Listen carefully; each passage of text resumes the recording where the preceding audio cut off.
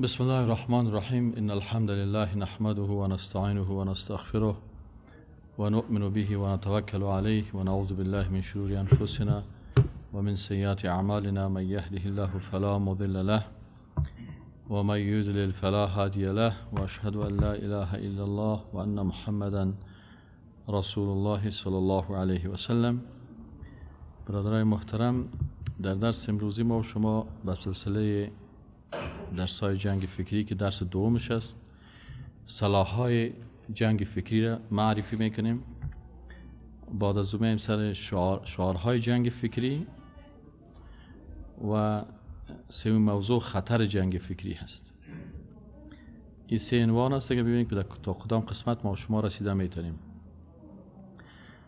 سلاح‌های جنگ فکری چون از نامش پیداست که جنگ فکری سلاح از او سلاح آتشی یا سلاح داغ یا سلاح‌هایی که ما و شما میشناسیم این سلاح‌ها نیست، بلکه جنگ فکری سلاح‌های دیگی داره که اول سلاح از سلاح‌های جنگ فکری انتشار افکار و اندیشه‌های زهراگین است.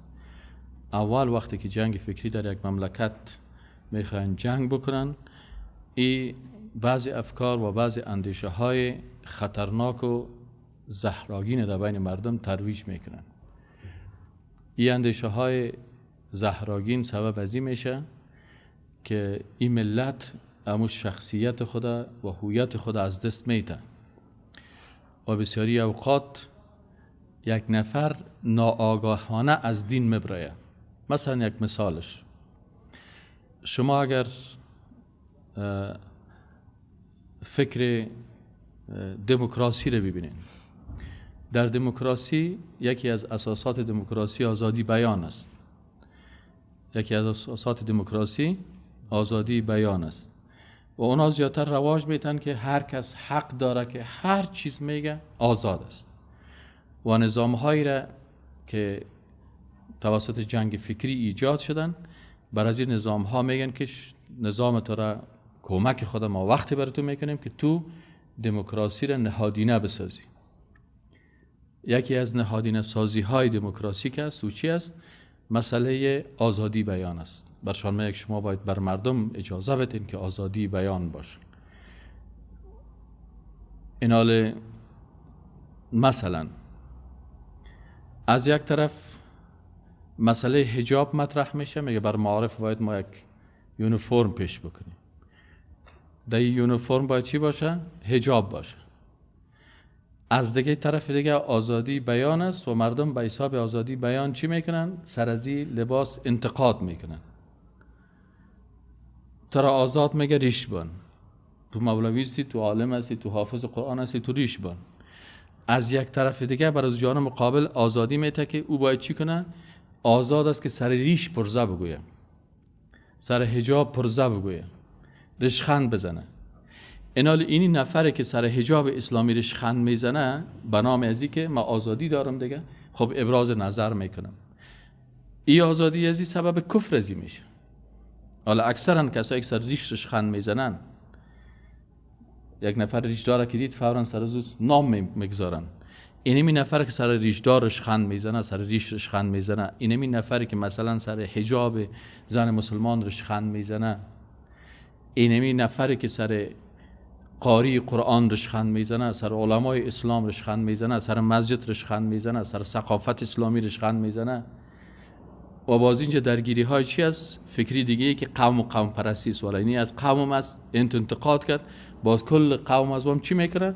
ایره تایید میکنن. این سبب چی میشه؟ سبب از این میشه که این فکر بسیار مردم کافر میشه. یعنی در روز قیامت باز ما و شما شاهد خواد بوده باشیم، الله ما و شما را از اون صف نگاه بکنه که بسیاری کسا خوب میگه من مسلمان هستم، خوب دیندار هستم، خوب ختمام کرده و مثلا نمازم خوانده و روزام گرفته، لکن در روز قیامت بخیزه و این کافر است. ملائکه به از دستش بگیره که تو بیا صاحب من خو مجاهد بودم، من خو صاحب پدرایم مجاهد بود، من فلانی حتی در تنظیم جهادی بودم. نه تو بیا لالا تو بیا، از این دستش گرفته تو برو اونجا در بین مشرکین استاد شو که ابو جهل ابو لهب. چرا؟ هذا کتابک، اینی دفتر اعمال تو هست.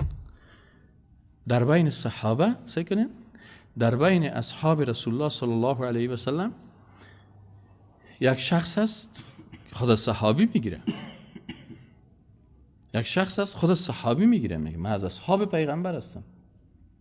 اینمی شخص که خود در لاین صحابه زده مثل ابلیس واره، اینمی شخص چی میکنه؟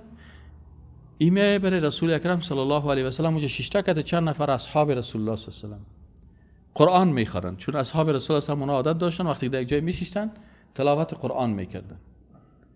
ای از دور کت از دیگه شیشتا توی قاریا رو میبینی؟ توی قاریا رو میبینی؟ و میگه چی کردی قاری؟ میگه توی رو میبینی که قرآن تلاوت میکنه؟ میگه بله. حالا ما شما هر کس که نابینا بود قاری صاحب میگه نه ما شما کل اصطلاحات ما غلط است. میدان هوایی را میدان که دعوا باشه نامش ماندیم نمیفهمیم مقصد گمش کو دیگه. حالا ما شما هر کس که نابینا بود قاری میگیم، اما اصلا قاری کسی که قرائت قرآن درست تلاوت میکنه اون قرائت میکنه. گفت یارو میبینی که قرآن تلاوت میکنه؟ گفت بله. گفت یاسا که شکمای کتا کتا هستن و در صف جهاد در آخر هستن و امتیازات میطلبن، چی میگن؟ صحابی مبارک میگه او منافق تو سر پیغمبر و اصحاب پیغمبرش خندی میکنی؟ این برش میگه که تو باش که ما برم بر رسول الله صلی الله علیه و آله این گپایی که تو درباره مسلمان ها گفتی ما گپای بر ازو برسانم. این صحابی دیگه میگه که پیش از این صحابی پیش رسول الله صلی الله علیه و آله میگه که جبریل امین آمد و پیام از عرش آورد برسید، از آسمان جبریل امین عاجل رسید. میگه من چند دقیقه بعد سایل داشتم که همین شخص در کمربند شتر رسول الله صلی الله علیه و آله آویزان کرده و میگه که انما كنا نخوض و نلعب. ای پیغمبر صلی الله علیه و آله ما مذاق میکردیم، من از آزادی بیان خود استفاده میکردم، من میگه رسول الله صلی الله علیه و آله سر شتر بود و می آیات قرآن خوانده میگه که قل اب الله و آیاته و رسولی کنتم تستهزئون. شما سر الله استهزا میکنین، سر آیات الله استهزا میکنین، سر پیغمبر الله استهزا میکنین. قد کفرتم بعد ایمانکم. اینمی شما مردم کافر شدین بعد از ایمان. از صف اصحاب اینمی شخص میکشه که تو کافر شدی. با چی؟ با اینمی یک جمله که سر اصحاب رسول الله صلی الله علیه و سر پیغمبر صلی الله علیه و سلم سر از استهزا را شروع کرد. اینال یکی از برنامه‌های استعمار اینمی هست به نام آزادی بیان. بسیاری مردم ها سر ریش رشخند میزنن، بسیاری سر علمای اسلام رشخند میزنن، بسیاری کسا سر لنگیت رشخند میزنن، سر قواره اسلام، سر مسجد رشخند میزنن، سر ثقافت اسلامی رشخند میزنن، سر تمدن اسلام رشخند میزنن، سر شریعت اسلام رشخند میزنن. اینی گپا عادی نیست. قد کفرتم بعد ایمان. این نفر کافر میشه و این استعمار اینو میفهمه. استعمار میفهمه، منتها این جاهله که غلام استعمار شده این بیچاره نمیفهمه. او خوب دقیق درک میکنه. یعنی بسیاری وقتا وقتی که بعضی گپا را ما کتی یک امریکایی یا کتی یک اروپایی برابر شود او گپا که میگیم او بسیار و عمیق همو گپا درک میکنه. میگه گپ شما را من درک کردم، اما این جاهل درک نمیکنه. چرا این جاهل است؟ و یکی از سلاح‌های جنگ فکری اینمی هست. کافر میسازه یک کسی را و این کافر نمیفهمه که ما کافر شدیم. دوم صلاح از اونها چی است؟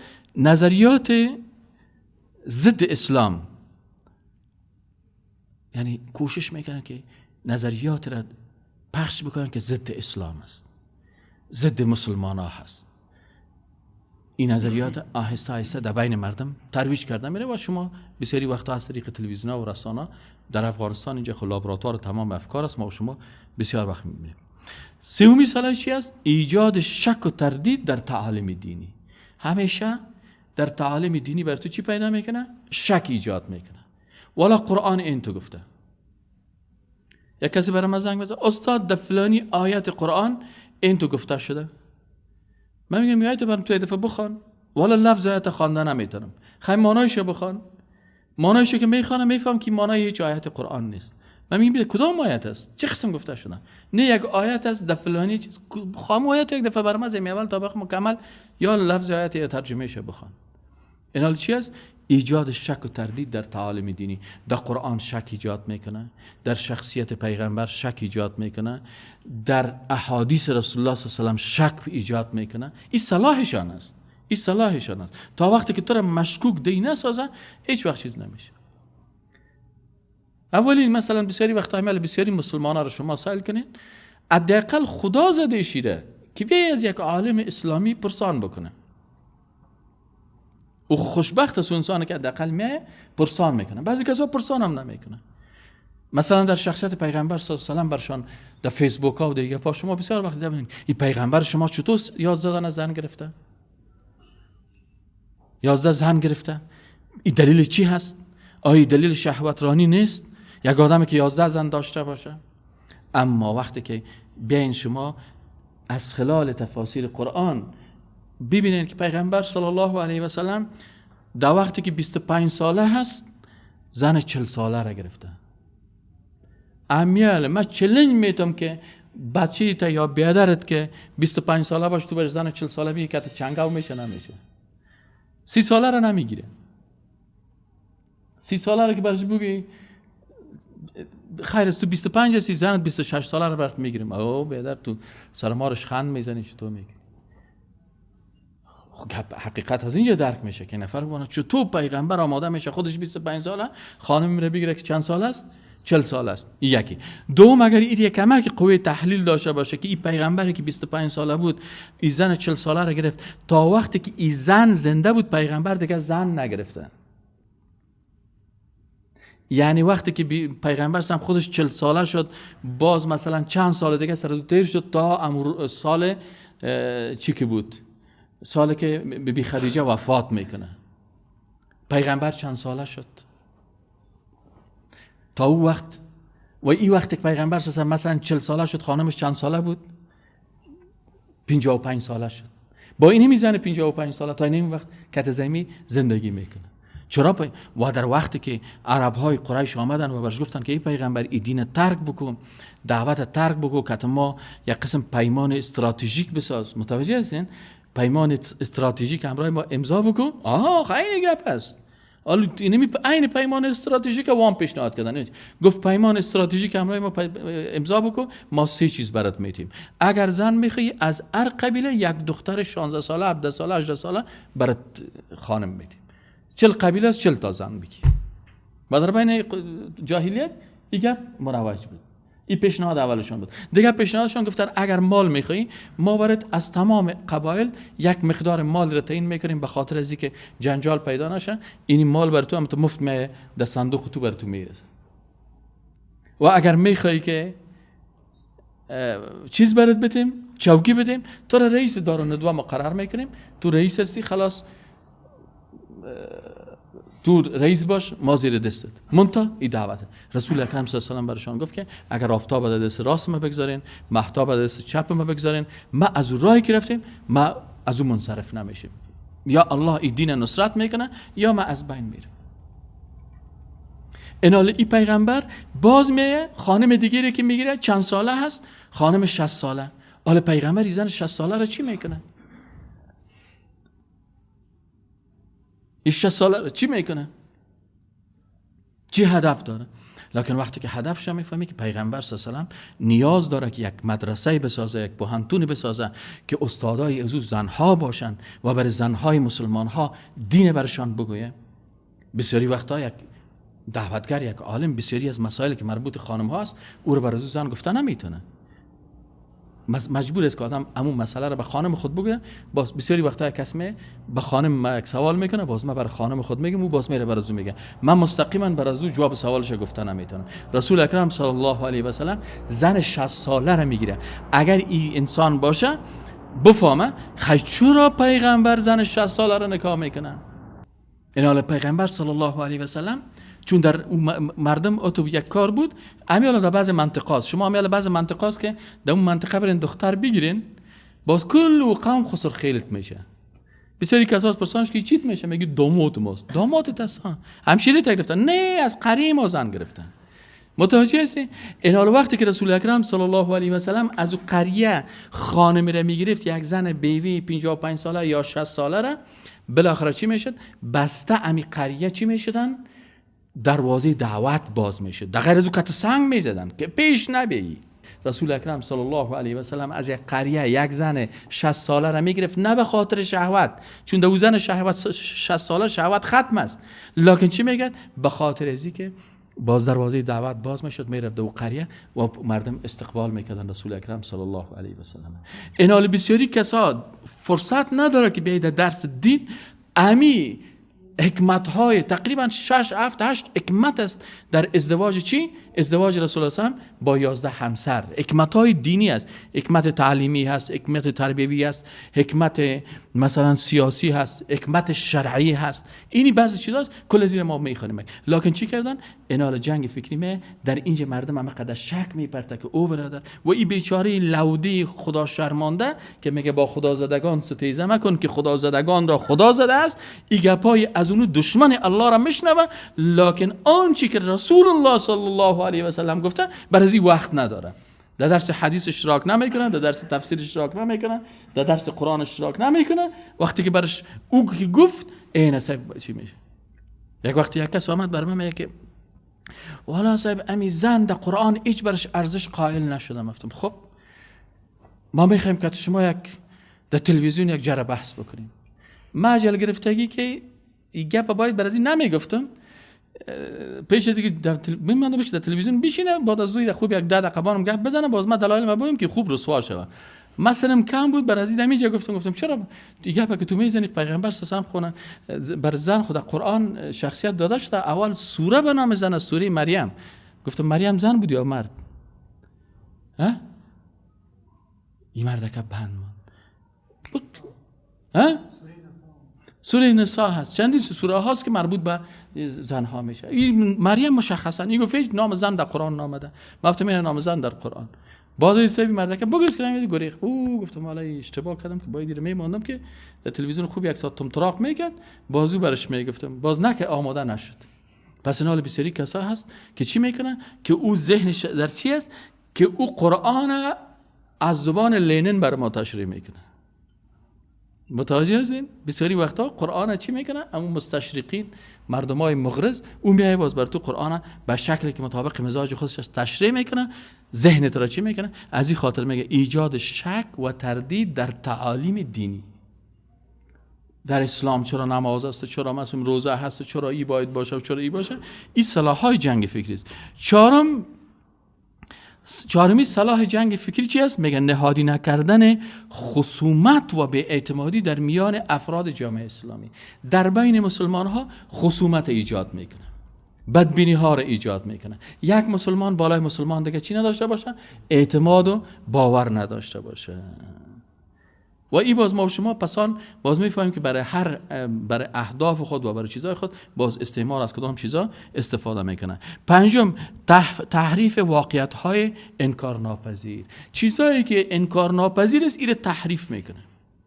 همیشه شما سعی کنین بسیار چیزهای واقعیت های اسلامی که است این تحریف کردن، تغییر میدن. اما برید یگان مسجد سعی کنی که یک مولوی هم قرار اساس لواش هم تو کاتا برادر جهاد کاملا از بین رفته. جهاد نیست، فقط حال قلم است، عصر قلم است. کوکی قلم تو خودش بی سواد است. به می قلمت چی کردی؟ هیچ. فقط چی است؟ وسیله که استعمار منتها یک لنگیگه که در کلیش مانده، یک دانه لنگی رو ریشه در برش دراز کشیده، این خلاص تمام شد. جهاد نیست. قرآن که است آل فعلا عصر چی خلاص شد، عصر چیز بود. حتی بسیاری کسا رو ببینیم ما او وقت روستا جهاد کردیم، آل ما ثمرش استاد جمع میکنیم. یکی دیگه ایش است. فهمیدی؟ ما او وقت جهاد کردیم، آل ثمر جهاد جزا چی میکنیم. مفتم آفرین چقدر خوب است. خب ثمر جهاد دیگه نمیشه. باز اینه خودش باور بکن. بابا تو چی میگی؟ نه استاد شما باید بفهمین. خب یک در وقت روسا یک نفر موچیگری میکرد، میفتی کافر است. میفتی چرا کافر است؟ ولی بیچاره موچی است. بوتهای کمونست داره، وطن دار بوت کمونست برس میزنه، از این که کافر کتای آف میشه. حال خودش که ریشه دونالد ترامپ برس میزنه، خودش فکر کنید جنگ فکری به چی اندازه مغزها را چی میکنه؟ مغزها را تغییر میده. مغزها را تغییر میده. یعنی یک نفره که به خاطر اسلام اعضای بدن خود از دست داده، خانه خود از دست داده، فامیل خود از دست داده، هفته ها گرسنه تیر کرده، تو کافر میسازیش که خبرم نداره. جنگ فکری نمیره میگن. جنگ فکری نمیره میگن که بسیاری کسا وقتی که جنگ فکری نمیفهمه اون خلاص چی هستن. ولی استاد محترم شما باید این گپا بفهمین که ما صاحب سابقی کارم بسیار عالی است، چقدر خوبش خیر است. گفتیم هیچ رای نزن، یک روز از در روز قیامت با سعی کنین در روز قیامت بخیر ما و شما میم. ها این حال بسیاری وقتا واقعیت‌های انکار ناپذیر چی میکنن؟ تحریف میکنن. تحریف میشه. بسیار وقتا شما سعی کنین. ششم چی است؟ استخدام اشخاص ضعیف الایمان و نفسخواه. یکی از سلاح‌های جنگ فکری چی است؟ انسان‌های فروخته شده. فقط برای یک کسی که دید که مثلا در بین مردم یک کمک زبان خوبش داره، یک کمک خوب نطاقی داره، یک کمک مطالعه داره، فکرتان باشه. طاووس چی میکن؟ میگه طاووس دم به خودم میکن. گفتن چرا دم به تو میکنی؟ گفت به خاطر از دم به من میکنم که نمی دم به من اگه نباشه کس کتما غرض نداره، مرا شکار نمیکنه. از خاطر نمی دم به زیبایی من مرا چی میکنه؟ مرا شکار میکنه. استعمار وقتی که دید که یک نفر یک کمک فصاحت داره، یک کمک بلاغت داره، یک کمک فلانی داره، عاجل باز چی میکنه؟ ایره جذب میکنه. 9 بجه شب در خانه چی ترنگ ترنگ ترنگ، بله سلام علیکم. و علیکم السلام. شما کی هستین؟ من سکرتر سفارت انگلستان هستم. بفرمایید. شما استاد دایی هستین؟ بله سیم. برای شما یک سفر مخصوص در انگلستان است. این چی است؟ این چی است؟ از همین خاطر بسیار کسا را شما دیده باشه نه که بسیار قط قط میکنن. باز که یک دیگر است که سعی کنی که موترک $40,000 دادیش، باز میگه خشونت نکنین، تشنج نکنین، آلگاکی قال مقال زیاد نکنین، آلگاک تو گاک باشین اترا. باز نرم شدن نر انداختش کجا؟ در جنگ فکری. حال ما و شما هستیم نه بسیاری وقتا بسیاری کساس ببینید خوب زبان داره و خوب درس میته لکن بایسیکل نداره، بایسیکل کنه. تو برای زیادم بایسیکل یک موتر ذریبته چقدر ایمان داشته باشه که این ذریع سوار نشه. سعی کنی که که یک دفعه تا میشه، یک بادیگارد لنگش پایین میکنه، دیگه بادیگارد صاحب بوتش پیش روش میمانه، دیگه که میره ساجل برش چوکی میمانه. این مرد که سعی میکنه اینه. پس اینو تو شخصیت های ضعیف ایمان سعی کنی که بسیاری کسا را شما همین کسایی که بسیار خدا نابغه وقت میگیرن، شما درسای 20 سال پیش شام گوش بگیرین، درسای امسال شام گوش بگیرین، 100% دو تغییر آمده. چرا؟ جنگ فکری روز خب به عقل بود، فهمیدی؟ روز به عقل بود، جنگ فکری میکرد لکن به این اندازه که دیگاه میکنه نمیکنه. اونا یک ذره تشددشان بیشتر بود. برعکس از یا چی کردن؟ یا آمدن اشخاص گردش حلقه میکشه. وقتی که حلقه کشید امتیازات سیل کنی که چی هسته؟ و این از امروز نیست، این ما در کتاب ها این چندین سال پیش خواندیم. میگه یک نفر بود، خب یک نفر بود، میگه در قریه یک دانه درخت بود. سعی کن جنگ فکری رو براتون بگم، نمی اسلوبش. یک دانه درخت بود اون بین قریه، کل مردم میرفتن در درخت صاحب، یکی رو طواف میکرد، یکی صاحب تار آویزان میکرد، یکی تاویز میگرفت در اینجا خود، یکی طوطا میکرد، چه میکرد. خو همین درخت به این قریه مثل یک بت گشته بود، سمبول شرک.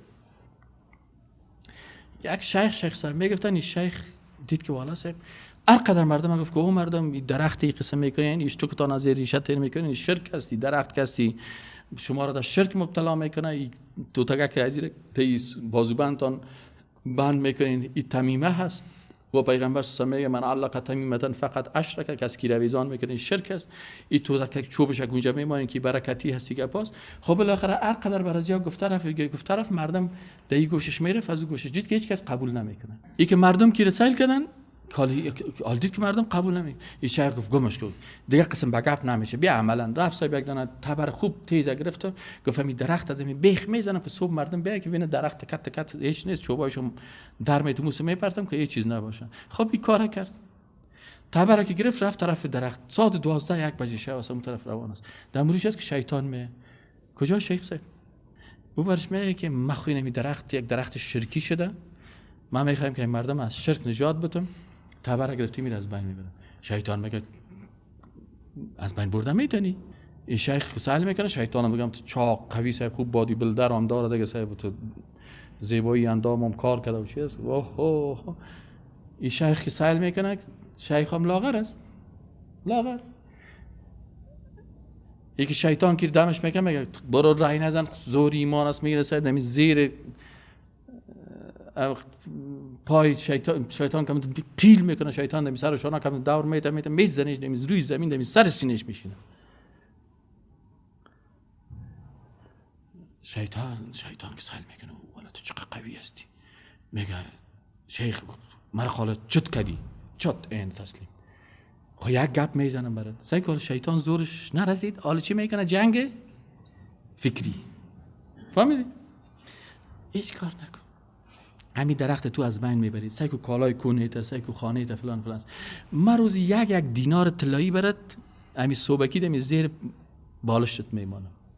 چی گفتی گپا شیخ کم سعی کرد این دینار یک دینار حالا اگه از دینار حالا باشه حالا یک دینار تقریبا اگر باشه $200 میشه شو $200 در اکانت نمبر چی میکنم روان کردم $200 فهمیدی یعنی یک وقت این قسم پیسه است یکی قسم است یکی فهمیدی یعنی بالاخره این مردکه میگه چی گفتی ده میگم شیخ که سال میگم برو یک تجربه میکنم پیسه شبیگی باز بزدش کار کو این مردکه گفتم چی را گرفت رفت کتازی رفت صبحکی صاحب از این خو کرد که میخیزه که زیر بالش سال میکنه که این پیسه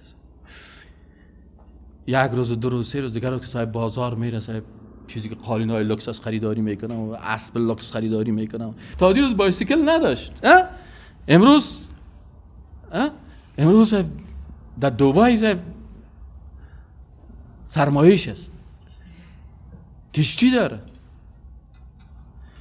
این حال بعد ازی وقتی که انسان دین خدا نفروخت ایمان خدا نفروخت محبت الله را در قلب خود جای داد با سر از او از هر طرف فشار است حتی از اولاد خودم فشار میبینه حتی اولادتام خانمتام برادرتام دوستتام هر کسی سرت بازمه یک پرزه هم میگه اما تو میفهمی که چرا مدمی حالت قرار دارم صرف به خاطر محبت الله هست و به خاطر دین الله هست. این شما تجربه کنین اکثرا کسایی که واقعا قلب خود با خالق خود داشته همیشه زندگی از اونا سخت تیر شده.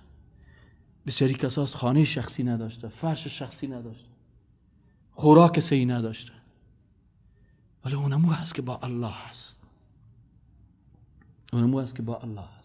شما بازو رو هم میبینید بالاخره شیخ صاحب چی میکنه چند وقت بعد که میشه خب زندگیش جور شد دیگر رو صبحکی از خواب میخیزه که زیر بالش سال میکنه پیسه نیست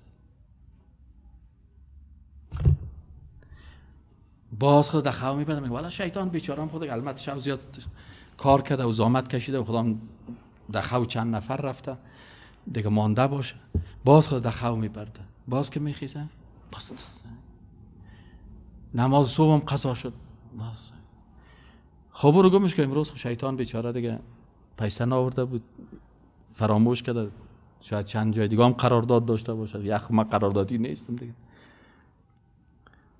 سبا که میشه باز نمیاد روز سوم که میشه ولی این خانه خراب بخیالم که قرارداد خدا پروتکل خدا شکستان تو باش خیلی امام میخیزم باز تبر سرشانه میگیره میره نصف شو در جان درخت این دفعه باز شیطان پیشش میه کجا؟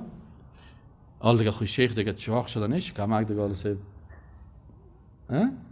حال چه کم هم پوندیده و چاق هم هست کت هم هست چیز هم هست یه ذره فشار خون هم پیدا کرده و شکر هم داره و یه پام است. یکی اینجا شیطان میگه کجا میری؟ میگه خود گپ نزن، تو خیانتکاره که قرارداد تا خراب کردی. چی میکنی؟ میگه میرم درخت چپا میکنم. شیطان میگه پدرت چپا کردن نمیتونه. یه خود دفعه دیگه شیرک شده نه؟ شیطان کتش قشتی میگیره که قشتی میگیره شیطان از این شیخ حسابت میگیره که تاو میته درد از زمین میزنه سر شکمش میشینه.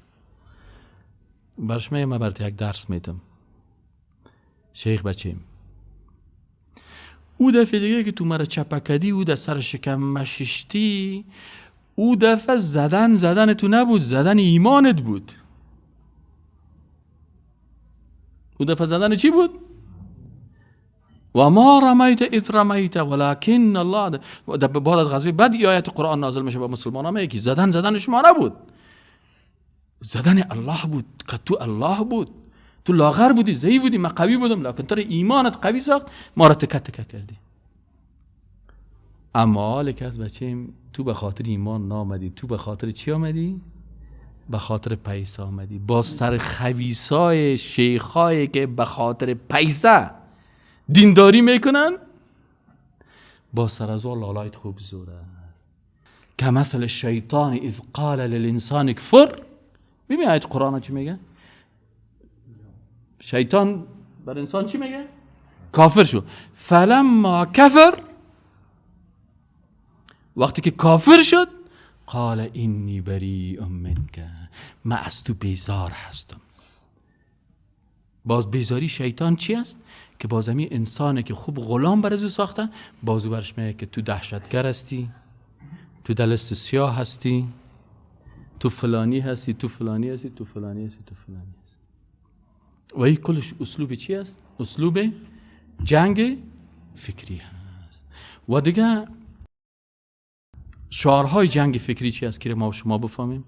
جنگ فکری وقتی که در یک مملکت میره، یک سلسله شعارها را در دیوالها، در رسانه ها، در اخبارها، این شعارها را نشر میکنه. به خاطر چی؟ به خاطر جذب مردم. جنگ فکری است دیگه. چی میگه؟ اول شعارشان است که انتقال پیشرفت و ترقی برای شما. We came to your country for instruction of Afghanistan, to rebuild Afghanistan, reconstruction. میگه ما آمدیم به خاطر بازسازی، میخوایم وطنتان جور کنیم، میخوایم مکتبایتان جور بکنیم. باز ترجمانش برشان ترجمان. ما آمدیم که مراکز پانتونایتان جور بکنیم، سرکایتان جور بکنیم، در قریایتان جور بکنیم. خلاص. یکی از شعارهای چی است؟ جنگ فکری است. استعمار، خود کلمه استعمار، ما در کشور بودیم، استاد ما بسیار در جنگ فکری فعال بود. گفتم استاد ما معنی الاستعمار؟ گفت لا تقل استعمار یا اخی، لا تقل استعمار، قل استحمار، تو قل استدمار. عرب های با فکر ایره استدمار میگن، استکبار میگن، استحمار میگن. من نمیفهمیدم چون نه دیگه ما اصلا صنف اول رفتیم، قدر عربیم ضعیف است. گفتم انا ما فهمت شیخ. گفت اونا وقتی که آمدن جنگ فکریشان این بود که کلمه بسیار زیبا را اختیار میکنن. چی را اختیار میکنن؟ استعمار، یعنی آبادی، آبادسازی. حالا شما سعی کنید رادیویی که مقصا را خراب میکنن، رادیوی آزادی، چتلترین رادیوی آزادی است. رادیو آشنا. آشنای چیست؟ کلمات چیست؟ گفت استعمار. گفت یا استعمار نیستن یا آباد نمیگن، گفت یا استدمار هستن که در هر جای رفتن مملکت چی میکنن؟ خراب میکنن. یا استحمار هستن. ما معنی یا دکتر استحمار؟ گفت الاستحمار ان یجعل الرجل كالحمار فيركب عليه فيحركه فهذا الحمار يمشي على الطريق وفوقه هذا الكافر. یعنی قدر که توهین همین مسلمانایی که کافر شدن، همین مرتدها، همین کسایی که نصرانی شدن، همین کسایی که همجنسگرا شدن، همین کسایی که دین خدا فروختن، ایمان خدا فروختن، وطن خدا فروختن، اینقدر که یا سر اسلام تجاوز میکنه اما اصلش نمیکنه، اصلش برای چای میمانه، گپت گوش میگیره، سنگین شیشته. بسیاری وقتا میگه که ما بر شما احترام داریم، به دینتان احترام داریم، به عقیدتان احترام داریم، برای کل چیز احترام داریم و گپت میشنوه و استدلالت میشنوه. یک امریکایی یک دفعه پیش ما آمد گفت استاد ما که شما مصاحبه میکنم، از نیویورک تایمز بود، از کدام تایمز بود، آمد پیش ما که ترجمانش در این مسئله فرخنده بود. گفت فرخنده را کی کشته؟ گفتم شما کشتید. کی کشته؟ گفتم امریکایی ها کشتن. هی چی میگی؟ گفتم بله فرخنده را شما کشتید. دلیل تا این چی است؟ گفتم دلیلی است که خود شما در این مملکت هستین، این پایتخت است، چهار طرف قوتای شماست، یک دختر بیچاره در اونجا در محضر عام لط میخوره و سیل اردوی افغانستان است، قرار سیل داره، پلیس سیل داره، امنیت سیل داره، در حالی که در یک کیلومتری ریاست جمهوری است. چطور یک دختر مثلا 2 ساعت متواتر به این حالت قرار میگیره و کلگی سمون بکمون همین فهم لا یرجعون. من استاد پانتون هستم، نویپن من از حلا دارم، نه مهمات دارم، نه کدام چیزی دارم که من برم دفاع بکنم. وقتی شما همه چیز داشتین، شما قاتل اصلی از او هستین که زمینه رو میخواسته مساعد ساخت. وقتی که ما میگیم که در زیارت ها قبر پرستی نکنین، شما هستین که مخالفت میکنین.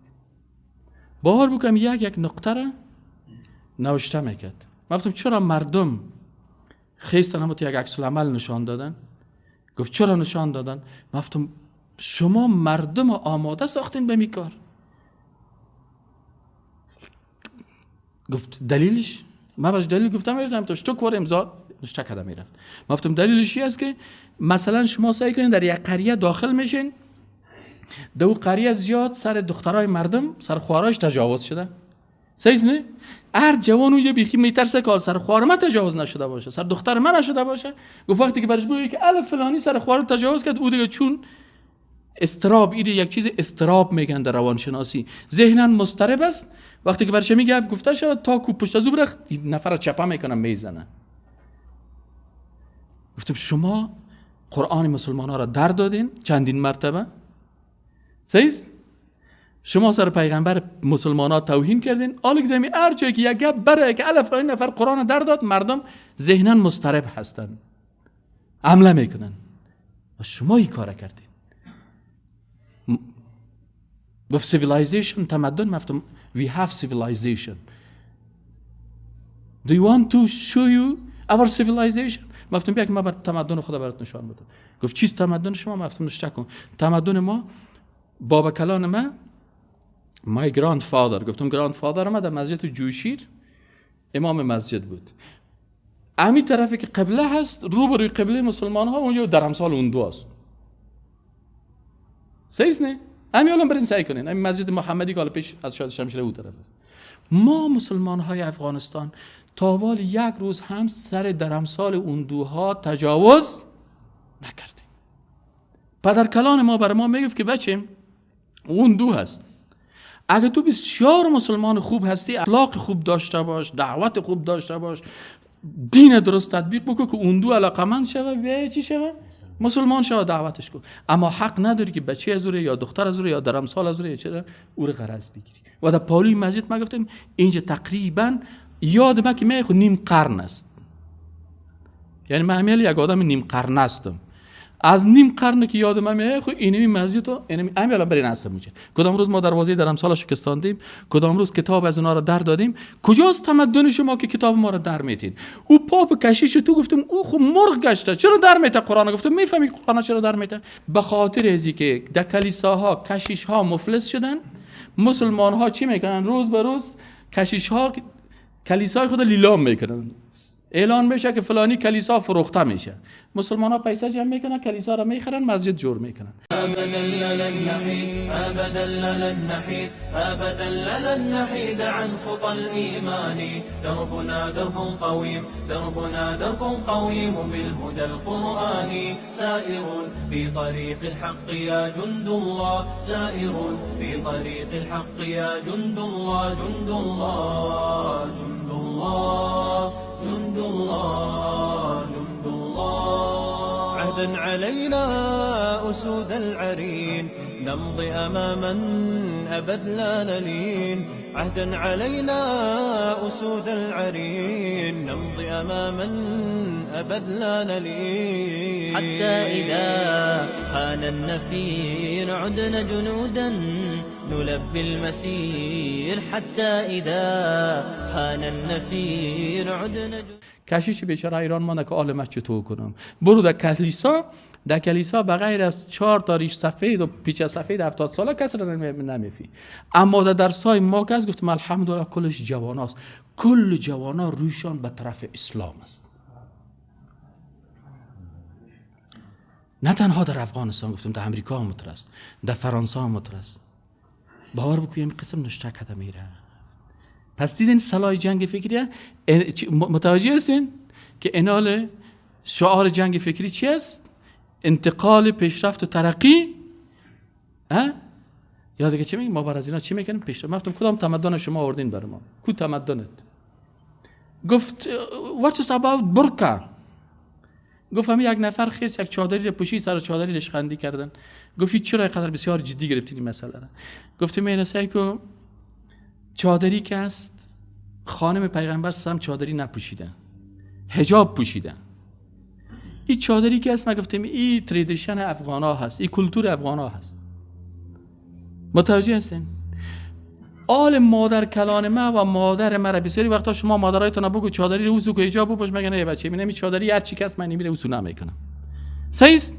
تو چرا سر کلتور فرهنگ ما رو شخند میزنی؟ مادر کلان تو، من گفتم your mother, your sister, your daughter. تردیشن شما ای است که زنهای شما مادر کلانایتان که سگ زندگی نمیکنن، خودتان در مجلایتان نشته میکنن. گفتم یه هست نه، گفتم این تردیشن شماست که سرایتان که سگا خو کنن. ما رشخند نمیزنیم. آل خیر است مادر کلان ما بدل خود چادری پوشید. چرا شما سر فرهنگ ما رشخند میزنین؟ آیا تمدن است؟ باور بکن همون میشنید، اما گپ میشنید.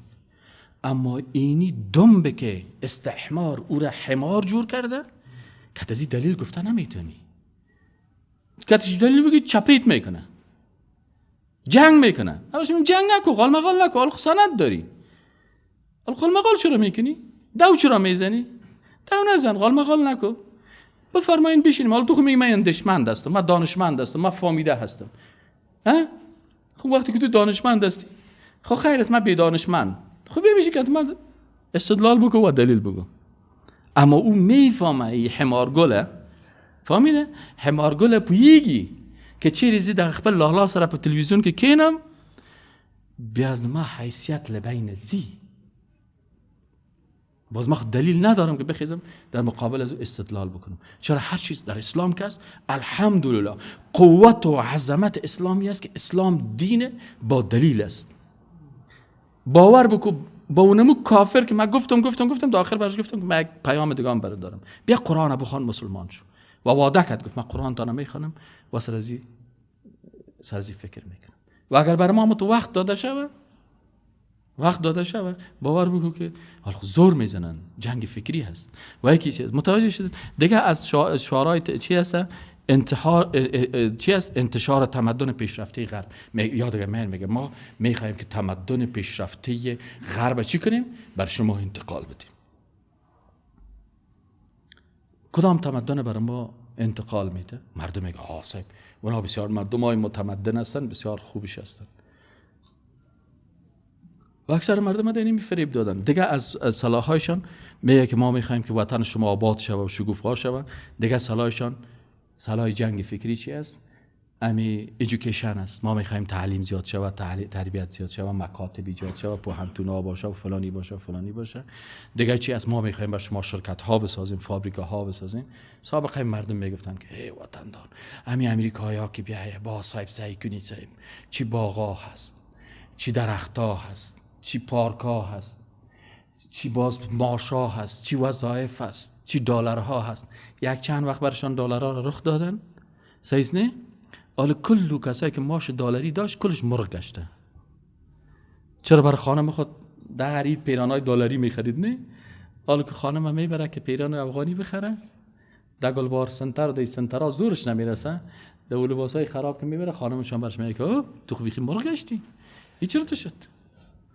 سابق میمانیایش یک میرفتی چی میمانیای لوکس داشت نه؟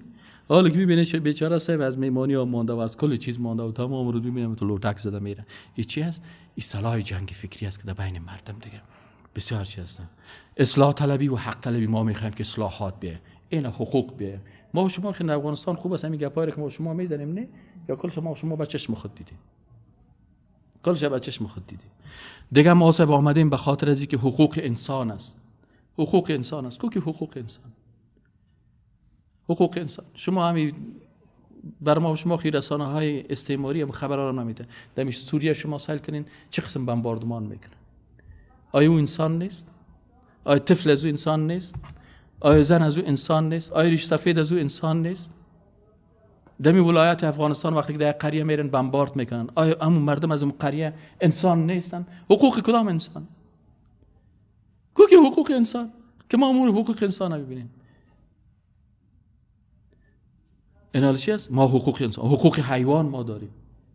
من نمی‌فهمم چند تا برای سگای ما و شما هتل جور کردن.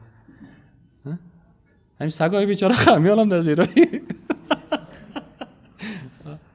اگر حقوق هم است، حقوق انسان غربی هست. اگر حیوان هم است، حقوق حیوان غربی هست. اما کسایی که از افغانستان هم در اون مملکت‌های از اون میرن، یک نفر صاحب از افغانستان رفته بود، میگه من صاحب رفتم در از افغانستان، پس یک ماه بعد آمد. چرا صاحب رفتی اونجا؟ گفت والا صاحب بسیار اشتباه کردم اونجا که من رفتم، خب خوب بود یک ذره غیرت داشت پس آمد. گفتیم چی گپ شد؟ گفت والا صاحب اونجا که من رفتم، یعنی یک 10 سال 15 سال پیش قصهش بود.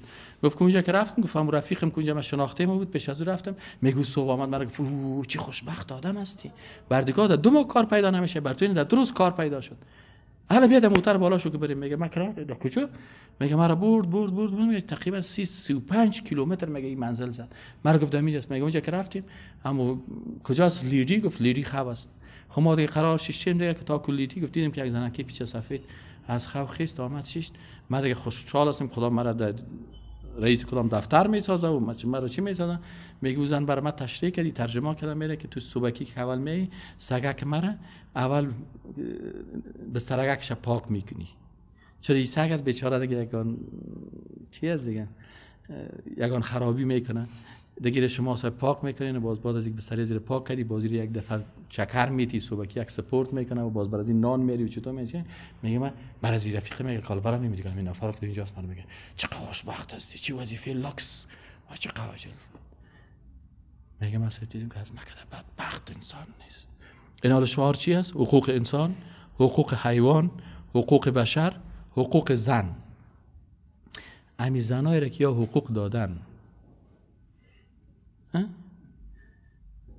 فقط حقوقش چی است که در تلویزیون بخیزه و برقصن. این صاحبی بسیار خوب حقوق داره.